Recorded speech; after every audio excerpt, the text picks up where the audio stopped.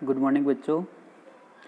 आज हम BA third year geography student के फर्स्ट पेपर भारत का भूगोल के अंतर्गत भारत के भौतिक प्रदेशों को हमने पिछले वीडियो में देखा था और उसमें उत्तर का महान जो हिमालय पर्वतीय प्रदेश है उसके बारे में हमने विस्तार से चर्चा की थी। इसी क्रम में हम आज के इस वीडियो में एक और प्रमुख भारत का भौतिक प्रदेश जो उत्तर के पर्वतीय प्रदेश के ठीक दक्षिण में स्थित है, उसका नाम है भारत का महान उत्तरी मैदान। इसके बारे में हम इसके विभिन्न पहलुओं का अध्ययन करेंगे कि वास्तव में महान उत्तरी मैदान की फीचर्स क्या क्या है, इसकी उत्पत्ति कैसे हुई, उसको कितने प्रमुख विभागों में बांटा गया है और इसका भारत की आर्थिक दृष्टि से क्या महत्व है। तो इस महान मैदान का निर्माण, जैसा कि आपको विदित होगा कि गंगा, सिंधु और ब्रह्मपुत्र जो भारत की दो प्रमुख नदी हैं और इन नदियों की जितनी उप और सहायक नदियां हैं उनके द्वारा जो पर्वतीय हिमालय क्षेत्र से बहाए गए अवसादों के निक्षेप से इसका निर्माण पर्वतीय भाग के ठीक दक्षिण में हुआ है।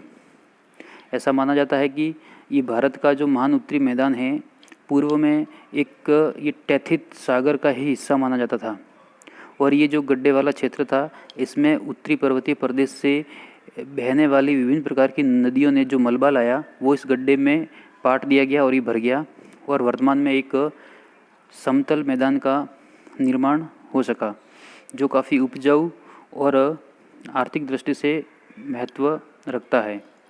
अब देखेंगे हम भारत का जो महान उत्तरी मैदान है उसका परिचय।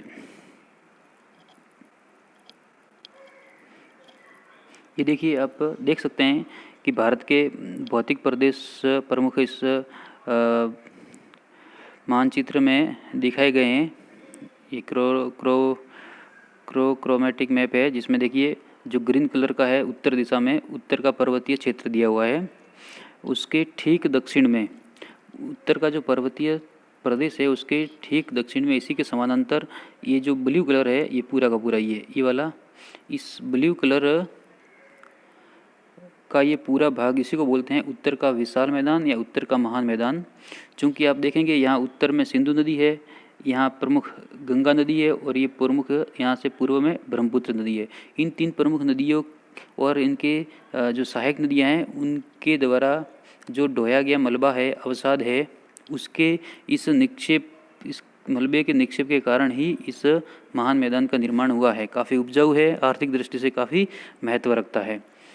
तो आप और फिर देखिए ये जो येलो कलर है पूरा ये प्रायद्वीपीय पठारी भाग है, इसको हम अगले वीडियो में इस पर चर्चा करेंगे। वास्तव में प्रायद्वीपीय पठार भाग कौन कौन से राज्यों में अवस्थित है और उसकी क्या उपविभाग है। और जो रेड कलर है ये तटीय मैदान या तटवर्ती मैदान कहलाता है। इधर बंगाल की खाड़ी से सटा हुआ भाग पूर्वी तटीय मैदान कहलाता है और अरब सागर से सटा हुआ भाग पश्चिमी तटीय मैदान कहा जाता है। तो आइए इस वीडियो में देखते हैं उत्तर का विशाल मैदान। देखिए, भारत का विशाल मैदान विश्व का सबसे अधिक उपजाऊ और घनी आबादी वाला भूभाग कहलाता है। यह मैदान प्रायद्वीपीय भारत को बाह्य प्रायद्वीपीय भारत से बिल्कुल अलग करता है। हिमालय के निर्माण के बाद बना यह एक नवीनतम भूखंड है जो सिंधु, गंगा, ब्रह्मपुत्र का प्रमुख भाग यानी भौगोलिक दृष्टि से इसी का खंड था जिसे भारत पाकिस्तान विभाजन के पश्चात अलग कर दिया गया। पश्चिम में सिंधु नदी के मैदान का अधिकांश भाग और पूर्व में गंगा ब्रह्मपुत्र डेल्टा का अधिकांश भाग वर्तमान भारत से अलग हो गया है। यही कारण है कि शेष मैदान को भारत के विशाल मैदान के नाम से संबोधित किया जाता है, जिसमें सतलज व व्यास का मैदानी भाग है। कई भारतीय विद्वानों द्वारा इस मैदान को विशाल मैदान के नाम से भी संबोधित किया गया है। इस विशाल मैदान का क्षेत्रफल करीब 7 लाख वर्ग किलोमीटर है। पूर्व से पश्चिम दिशा में इसकी लंबाई लगभग 2400 किलोमीटर है। चौड़ाई में यह पश्चिम से पूर्व की ओर कम होता जाता है। इसकी चौड़ाई पश्चिम में 500 किलोमीटर तक है तथा पूर्व में क्रमशः कम होती हुई घटकर 145 किलोमीटर तक रह जाती है। सामान्य तौर पर इस मैदान का ढाल एकदम समतल है जिसका अधिकांश भाग समुद्र तल से लगभग 150 मीटर की ऊंचाई पर स्थित है। इस मैदान का राजनीतिक विस्तार यानी कि कौन कौन से राज्यों में ये विस्तारित है, तो जिसमें दिल्ली, उत्तरी राजस्थान, पंजाब, हरियाणा, उत्तरी बिहार, उत्तर प्रदेश, असम, बंगाल राज्यों में ये विस्तारित है। इसकी पश्चिमी सीमा राजस्थान मरुभूमि में विलीन हो जाती है, यानी पश्चिमी सीमा जो राजस्थान का थार का मरुस्थल है वहाँ तक ये विस्तृत है। इस विशाल मैदान का निर्माण नदियों द्वारा, देखिए अब इस विशाल मैदान की उत्पत्ति कैसे हुई, तो इस विशाल मैदान का निर्माण नदियों द्वारा बहाकर लाए गए निक्षेपों से हुआ है। यह निक्षेप बहुत मोटा है। इसकी मोटाई के बारे में अभी तक कोई निश्चित मत नहीं प्रकट किया गया है। कुछ विद्वानों ने प्रयोग के आधार पर यह कहा है कि इसकी औसत मोटाई लगभग 1300 से 1400 मीटर तक है। इसकी मोटाई चाहे जितनी भी हो, पर मैदान के संबंध में ये जानकारी अक्षरशः सत्य है कि विशाल मैदान कांप निक्षेपों से निर्मित है, परंतु यह निक्षेप कितनी गहराई रखते हैं इस बारे में विद्वानों में मतैक्यता नहीं है। सर्वाधिक कांप की गहराई दिल्ली व राजमहल की पहाड़ियों के बीच पाई गई है। राजस्थान व मेघालय पठार के बीच ये कम गहरी है, जो एक दूसरे से कम गहराई पर मिले हुए हैं। इन तथ्यों से यह स्पष्ट होता है कि मैदान के नीचे की सतह न तो समतल है और न ही एकसार, अभी तो यह असमान व ऊंची नीची है।